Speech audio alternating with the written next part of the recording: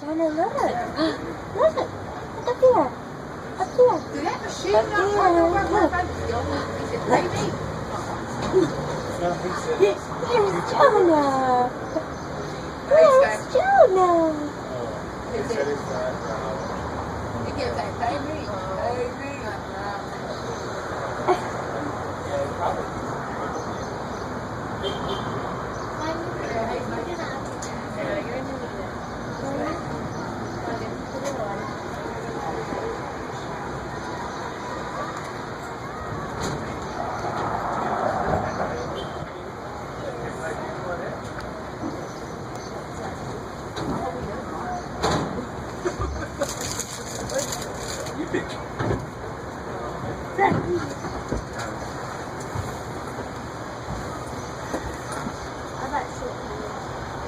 Thing doesn't have a speedometer on it.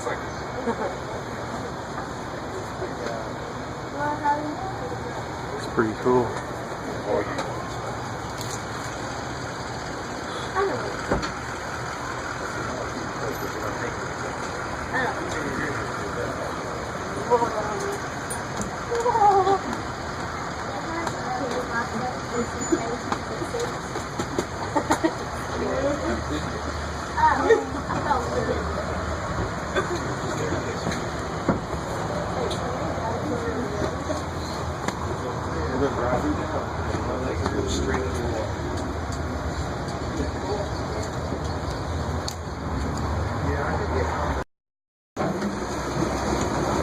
That's high heels right there.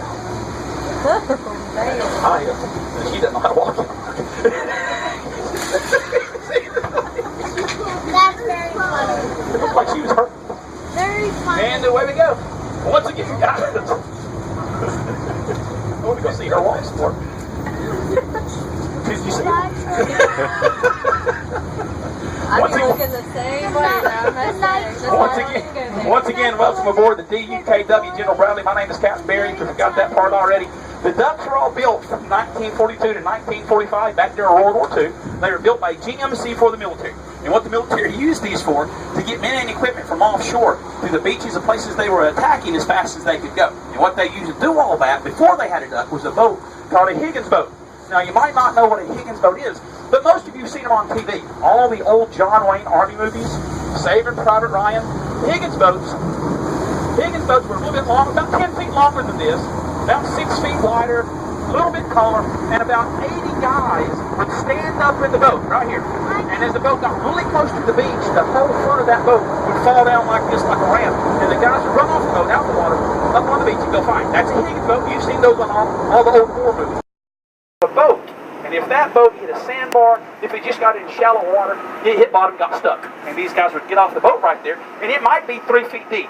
And they'd run through the water towards the beach, screaming and yelling. 9 times out of 10, before they got to the beach, the water would get deep again, and they'd have to swim, which wasn't any fun. What? Oh, I was like, there's all kinds of weird stuff. There's guys just standing in the middle of the road, not moving, but they're construction workers. Anyway. The military needed a different way to get these guys on a beach. They hired this guy from California who built boats for a living. His name was Rod Stevenson. He went to a GMC factory in Kansas City, and this factory was making a 2.5-ton, 6-wheel drive cargo truck called a CCKW, Old Deuce and a Half. He got the plans for that truck, erased all the truck stuff, drew boat stuff on it, and within 28 days he had changed one of those trucks into one of these things. They made about 200 ducks right there in Kansas City and stopped production. Passed them out to different Army bases to play with, and the Army fell in love with these things, and they ordered 20,000 more. The first 200 ducks were all built in Kansas City, all built by men. After that, 20,000 ducks were built in 5 different spots across the country, mostly made by women. Rosie the Riveter. This duck was built in 1944, Tampa Bay, Florida, put together by a bunch of women, which is why they still work. That's why they're high maintenance, but they still work. Yes, sir. Were any of the books that you were talking about in any of the Captain America movies? Any what? Okay, Captain America movies. Any of the Ducks? Let me think. You need Captain America movies. I don't think so. I've seen the Captain America movies. I don't think so. But, I think like one of these or another one was in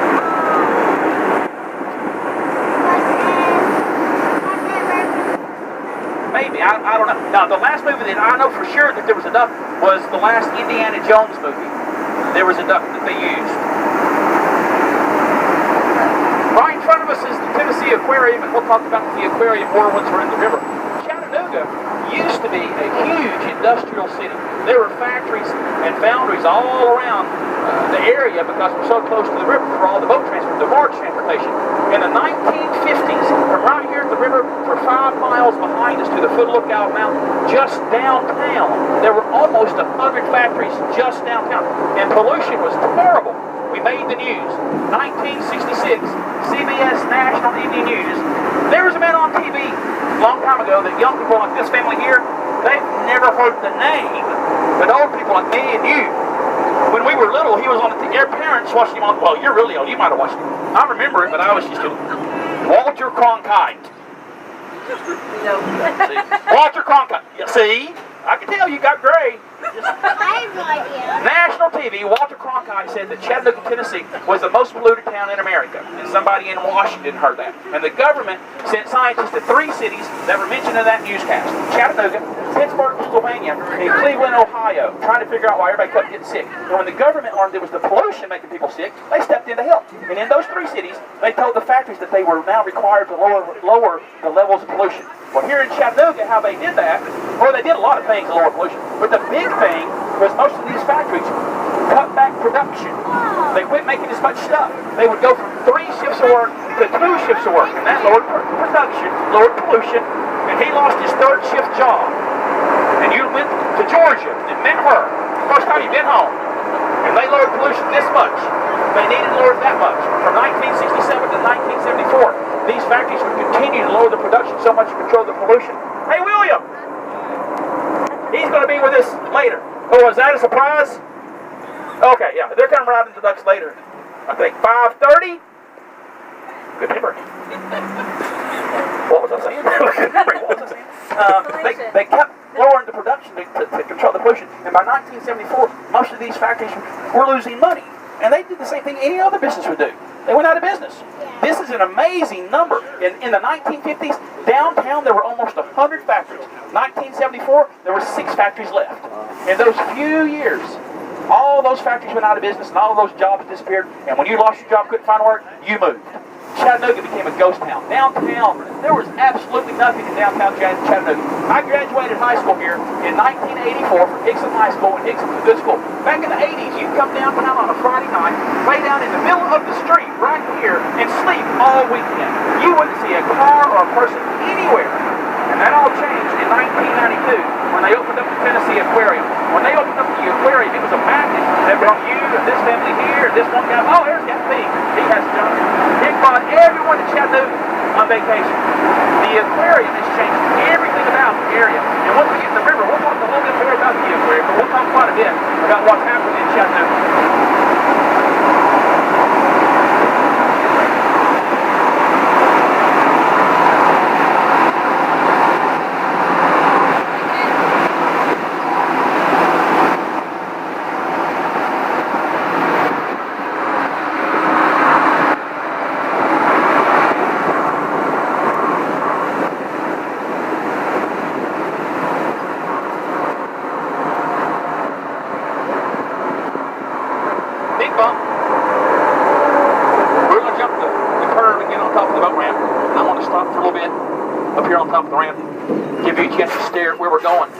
Let your anxiety build up some.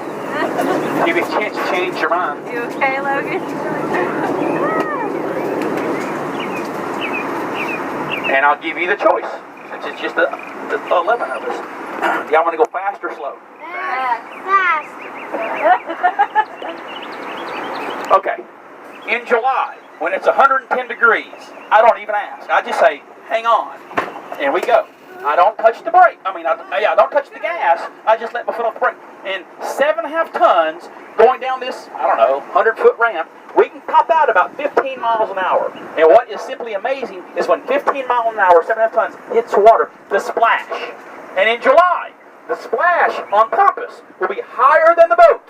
And the water goes whoosh, and we all go, oh, do it again. It's not July.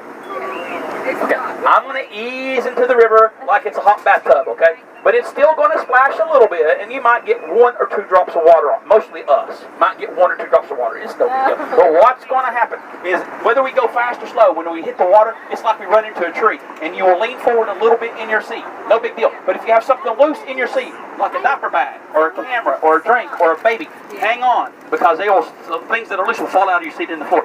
Wrong.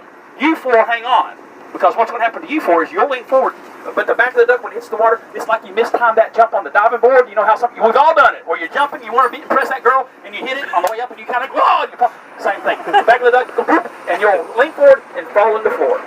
It's not dangerous. Just be ready and expecting it, and you'll be okay. Okay, y'all ready? You weren't expecting us to say go fast then. Everybody says fast. Okay, we'll go slow. Hang on.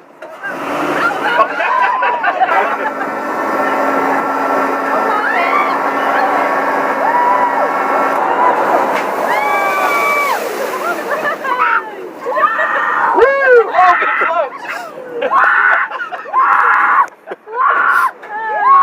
I think you liked it.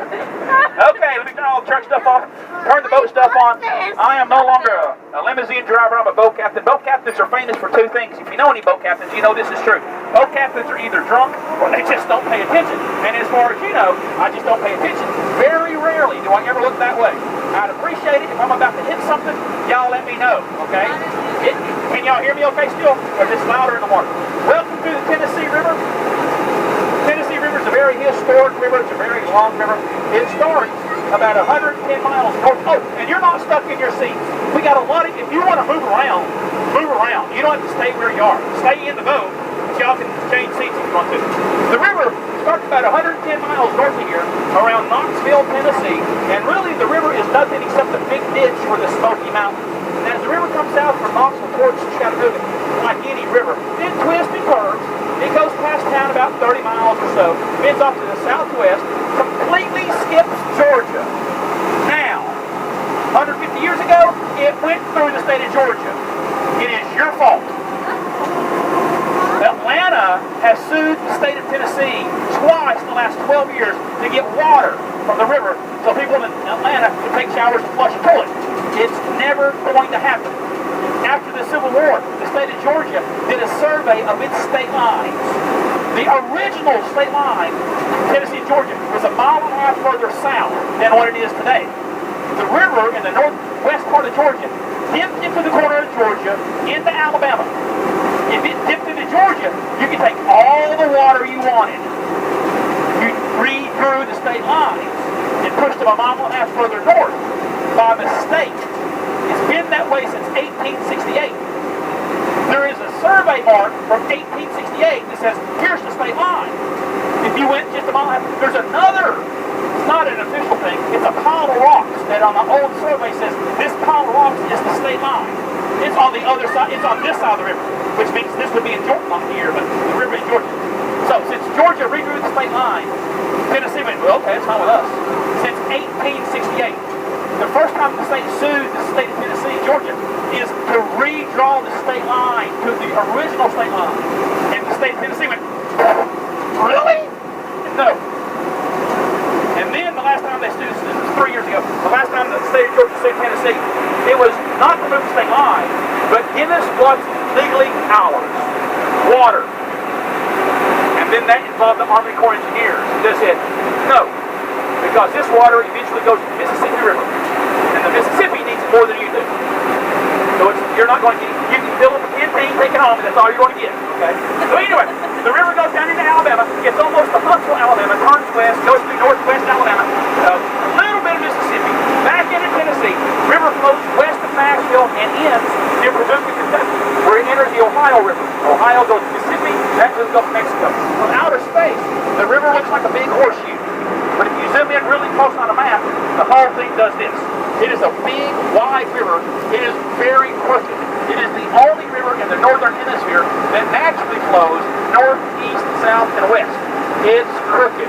And because it's so crooked, it used to flood all the time. Terrible floods. During the Great Depression, President Roosevelt created the Tennessee Valley Authority, TVA, which is the country's largest utility company. Roosevelt did not create TVA to control the floods of the river. He didn't create it for boat navigation. He created TVA during the Depression for the jobs. Now, the first big job TVA had, control the flood and boat navigation. From 1928 to 1939, TVA built 7 big dams on the Tennessee River. Now, if you're a fisherman and you live anywhere in the South, you'll know already I lied to you. He's thinking right now, oh, there's a lot more than 7 dams. There are a lot more than 7 dams. There's 42 dams on the Tennessee Valley Authority, TVA. There are some dams that are a lot older than TVA. The oldest dam in the state is in Middle Tennessee. Watauga River Dam was built in 1901. The Ocoee River, Powerhouse number 2, 1911. But the 7 dams on the Tennessee River were built by TVA back in the 20s and 30s. The 2 nearest dams to us, about 6 miles, 7 miles in front of us, is Chickamauga Dam. 28 miles behind us downriver, Nickajack, Tennessee, is Nickajack Dam. And whenever you build a dam on a river, it blocks the flow and forms the lake. We're in the Tennessee River. We're also in Nickajack Lake. Besides the river and the lake, we're also in the intercoastal waterway. We're on an interstate right now. And this interstate, it runs from Boston, Massachusetts, all the way to New Orleans, Louisiana. Which means on this stuff right now, never getting out of the water, we can turn around and we can go to New Orleans. Has anybody ever been to New Orleans? Anyone been to Mardi Gras? Been one. So he's been in New Orleans, I've been to Mardi Gras. If you want to go to New Orleans with us, we'll go to Mardi Gras. We'll go up to Walmart and get something to drink. And look, I've already got, look, I got these. Halfway there already. Halfway there already. And we'll go. Now, if you want to go to Mardi Gras with us, we'll go get something to drink, and I got the meat. Mardi Gras, I Googled it. Mardi Gras starts in February. And if you want to go with me on this, we need to turn around and go right now. It's going to take us forever to get there. But we can go. That is called speed right there. Slow Christmas. Slow Christmas. Now, here in a few minutes, and I don't care how young they are, I don't care how old you are. If you want to sit right here in the front seat and drive, I will let you drive the boat. Okay. In a few minutes. Now, before I let anybody drive, I need to teach you some boat stuff. On a boat, you never turn a boat to the right. Never turn a boat to the right. You never turn a boat to the left. Never.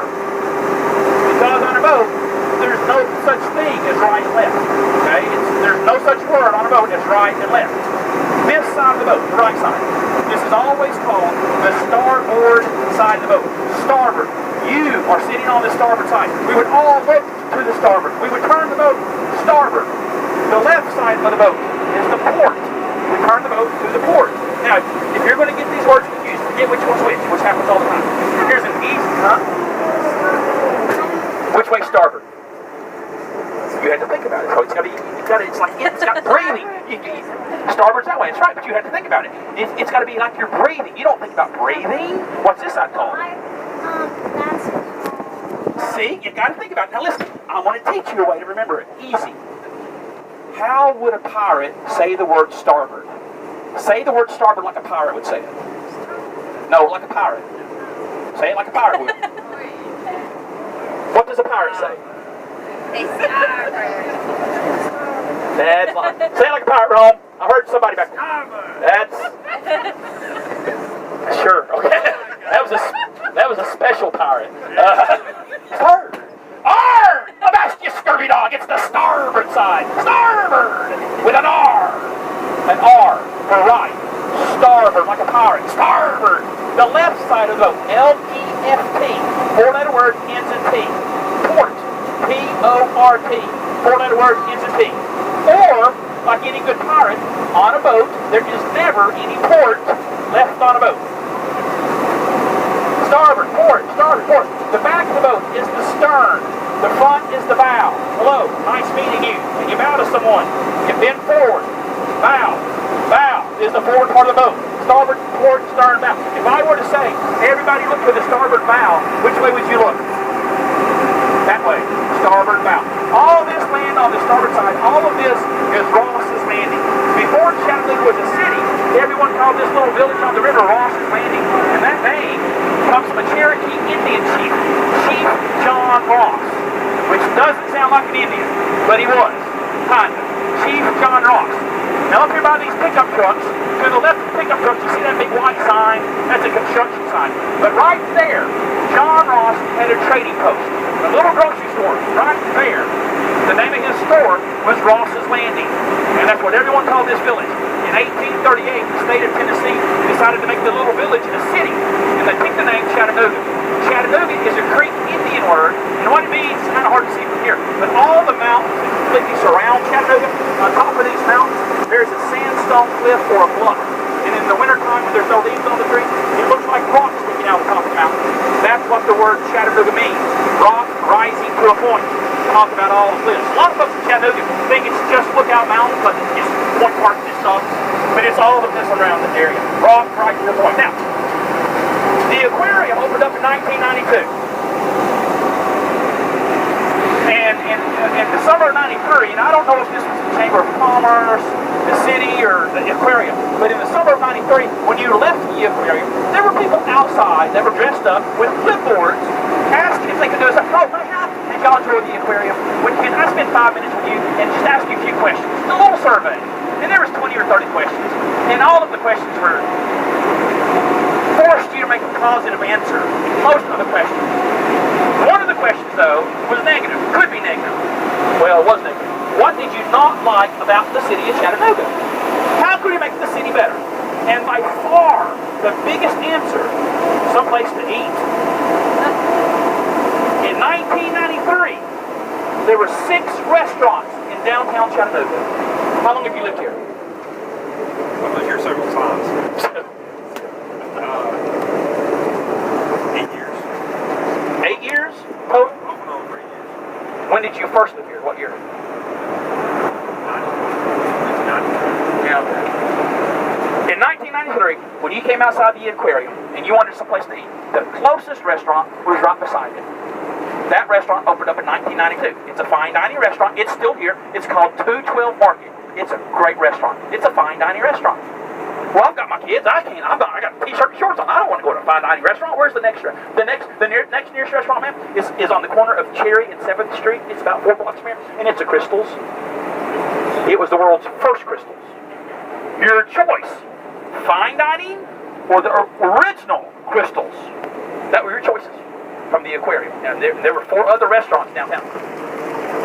People complained about that. 2 years ago, my wife and I drove, because I got tired of saying there's a lot of restaurants. Me and my wife drove around 2 years ago, counting restaurants from here to Lookout Mountain, and then up and down the side streets, maybe 5 or 6 blocks either direction. We counted over 50 restaurants. And that was 2 years ago. There's more than that now. That's changed everything about downtown. The other complaint people had on that question about what did you not like about Chattanooga, the riverfront. There was a sidewalk right here by the street, but the riverfront looked almost like that. We'll get up here a little further on the wall to the right, going up toward the aquarium. There's 7 big circles. We can only see 2 of them here, but there's 7 big circles, and inside the circle there's a picture. That's the emblem of each of the individual clans.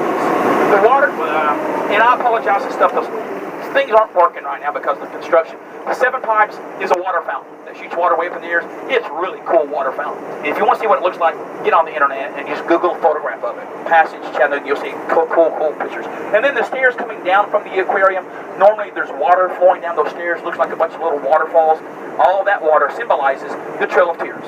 From 1828 to 1838, under orders from President Andrew Jackson, who was from Tennessee, the Army would escort roughly 26,000 Cherokees 1,200 miles west of Oklahoma to reservations. And as the President and some other folks in the government planned, not all of the Cherokees made it to Oklahoma. A lot of them died. Almost 25% of the Cherokee Nation died walking to Oklahoma.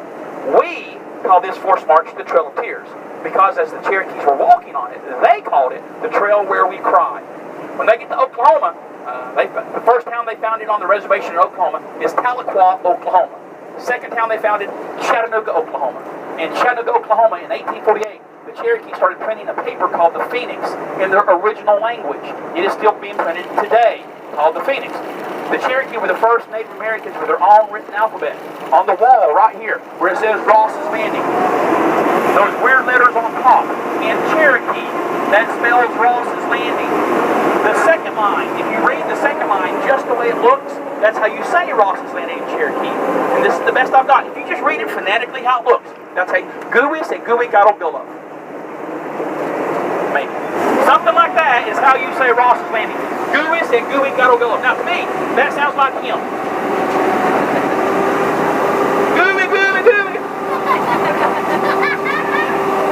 Every single one of us say Indian words every day. I've already told you, Chattanooga is a Creek Indian word that means rock rising to a point. Tennessee is Cherokee, pronounced Panasai. It means water princess. Alabama is Creek, clear of thickets. Tuscaloosa, warrior. Mississippi, pretty water. Ohio, great water. Kentucky, land of tomorrow. Illinois, great warrior. Oklahoma, big sky. All those are Indian words. We say Indian words. The only Indian word that I know how to say correctly is hello. Cherokee, OCO. OCO. OCO. Say it. OCO. That's hello in Cherokee. OCO. You want to drive? Okay. Come on, Logan. Awesome. Huh? Okay. So, have a seat, Logan. You steer. I'll do the gas pedal. So I'll pedal, and you steer. Can you see where you're going, Logan? No. Just get up on your knees. Sit up on your knees really tall, and you can see better. Okay. You see those trees way up there, Logan? Yeah. That's where. No, those trees, not those trees. See them? That's where you're going. Don't hit anything. Through the trees, Logan. The trees, Logan. There you go. Perfect, Logan. Straight through the trees, Logan. Straight those trees, Logan. Oh man, you see that big fish? Through the trees, Logan. There, that way more. There you go. The bridge in front of us is the Walnut Street Bridge. It was built from 1881 to 1880. Logan, through the trees. Through the trees, Logan. Logan. Here. There you go.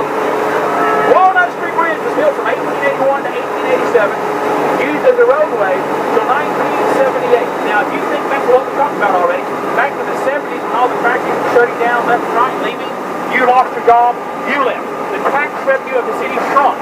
City parks were being closed because the city couldn't afford to cut the grass. 1978, we had 4 bridges that crossed the river. Most of the money the city was spending in maintenance was on this one bridge by itself because it was so old. So in 1978, the city said, you know, we can save a lot of money if we just shut down the Walnut Street Bridge and not work on it anymore. 1978, they put concrete barricades on either side of it, barbed wire, no trespassing signs, and stopped all maintenance. In 1980, 2 years later, a tugboat and a barge was going up and down the river, and some piece of the bridge fell and landed on the barge. Nobody got hurt. Boat was okay, but that tugboat captain legally did the same thing legally I would have to do as a Coast Guard captain. Coast Guard. This is Captain Barry on the Chattanooga Ducks. River marker 643 underneath the Walnut Street Bridge. Sir, the bridge just fell and hit me. He reported it to the Coast Guard. Regional District Headquarters is in Louisville, Kentucky. Coast Guard guys from Louisville came to Chattanooga to do the investigation. And when they learned for the first time that the city had not done any maintenance on a bridge, they don't care about the bridge, but it crosses the intercoastal waterway. The Coast Guard got extremely mad at the city of Chattanooga and gave the city 2 choices: spend the money for maintenance or get rid of it. And in late 1980, the city politicians voted to blow this bridge up, to get rid of it. And that made 3 old ladies on Lookout Mountain mad. These 3 old ladies called a politician here and said, don't you dare blow that bridge up. We will pay to fix it. And those 3 little old ladies from Lookout Mountain formed a non-profit organization called Friends of the Bridge. And through donations, fundraisers, they would raise the money to fix the bridge. That non-profit is still responsible for the maintenance. Now the city, because it's turned into what it is, the city does pitch in a little bit. But that organization has fundraisers every year to maintain the bridge, to keep it open for foot traffic. If you've heard anyone talk about the walking bridge or the pedestrian bridge, that's it. No cars, no motorcycles. You can ride a bicycle, you can jog, you run, walk your kids, walk your dog, it doesn't matter. Hold hands with your wife. It is awesome. You know, it's one of the things to do, whether you walk all the way across or just step on it, take a picture and leave. It's a really neat part of Chattanooga. Those 3 ladies, their organization started work in 1980. They worked on it a little bit because of money. They had to get the money. 12 years. They worked on it for 12 years. We reopened up to the public in 92. You got it, Logan? Oh, you got the sunglasses on now. You're really a boat captain. We want to stay close to those trees, though. Stay close to those trees.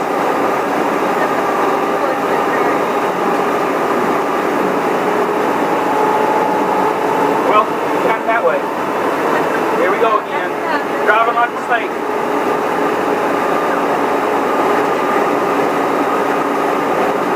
Where you going, Logan? You got to go to those circles. Look that way, look. You work way too much, man. Here, let me get you pointed in the direction. I'm going to give you a hint. Okay. You see the bridge? You see the back leg of the bridge right there? Okay. Now, you see this little black thing on the front of the boat? Okay. Here's what you do. Because a lot of people, when they're driving their boat for the first time, they look really close. And because they're looking close, they drive like this. On a boat, you want to look far away, and you'll keep the boat straight. So what you want to do is this little black thing right here on the front of the boat. If you point it at that leg of the bridge way over there, and keep that black thing kind of pointed straight to that thing, you'll be okay. And if the boat starts to move a little bit, see how it's not pointing, you just turn a little bit. Just turn the steering on the seat, just slowly, and then you straighten it up some. You got it? Okay. Big building on the starboard side on top of these rocks.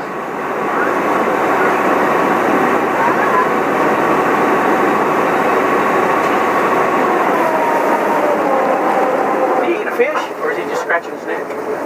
That's a great blue heron on that pole. And he's rubbing his head, but I don't know if it's because he's got a fish stuck in his throat.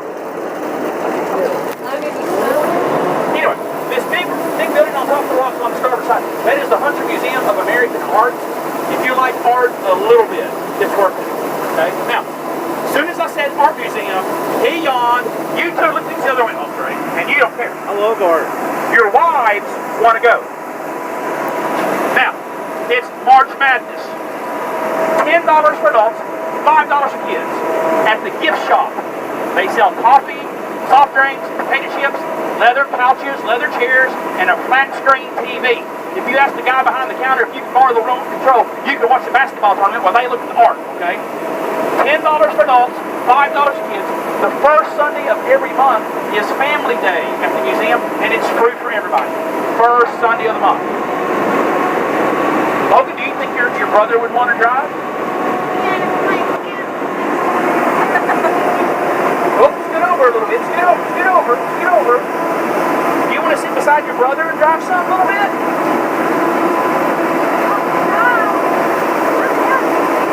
There you go. Ready? No, Logan, sit down. Logan, you can't say, yeah, I'll help you. Here, see, because your brother will fall over if you don't sit in. Here, lean back a little bit so your little brother has something to play on. There you go. Now you're driving like you're listening to rap music. Okay. This island on the port side, since 1956, this has been called McClellan Island.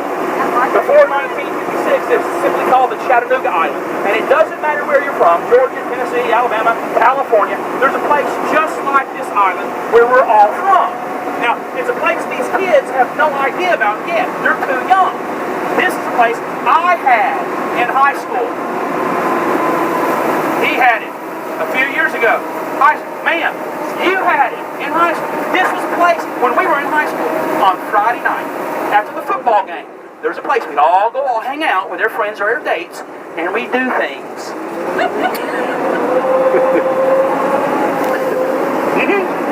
This was the place.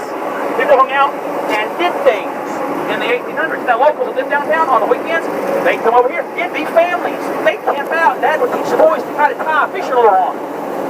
You might bring a banjo. That guy back there with the great goatee, he'd bring a cooler full of moonshine. Listen, you play that banjo, and he'd meet her and say sweet nothings and try to sneak off behind a tree with him. People loved hanging out over here until 1892. In 1891, Robert and Claire McClellan immigrated from Scotland to Chattanooga. And when the McClellans get here, they opened up a business called Provident Health Insurance. They walked around, sold health insurance, and they got very wealthy very quickly.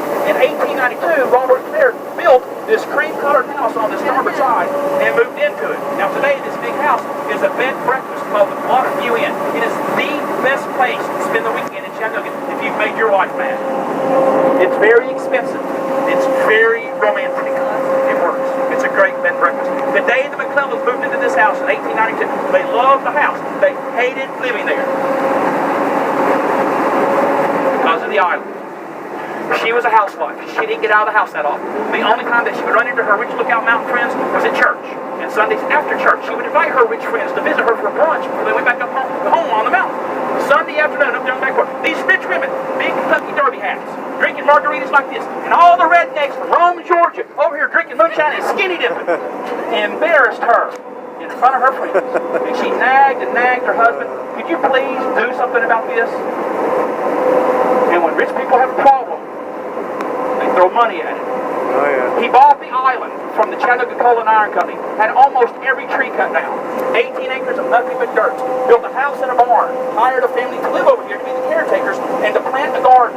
Corn, okra, green beans, tomatoes, and I don't know how big the farm was, but there was a garden on it. 1902, Mr. McClellan decided he wanted a dairy farm, and on an 18-acre island, he put some dairy cows. Now, I don't know how country y'all are. Does anybody know about how many acres of land? Oh, gosh, look, there's something other on the bank. There's a muskrat or a beaver. It's like a beaver. Look at his tail. Is it a beaver or a muskrat? It's a beaver. It's a beaver. There's a beaver. There's a beaver. See the beaver, Logan? He's probably up there in the woods. There he goes. The one that's furry. The one, yeah, it's the furry one. Yeah, it's the one that's not furry. That's not a beaver. That would be a mole rat, I guess, but I don't see the furless one. There he went. There was the beaver. Raccoons, otters, muskrats, beavers. And the only reason I saw it is because Dad here jumped over there really fast. I said, what's the picture of? Oh, there's a beaver. You're doing awesome. Yes, ma'am. Who said Dairy that? farm. What happened? Huh? Dairy farm. Dairy farm. Thank you, ma'am. Now, I don't know how country y'all are. Does anyone know about how many acres of land you would need for one cow to live a year?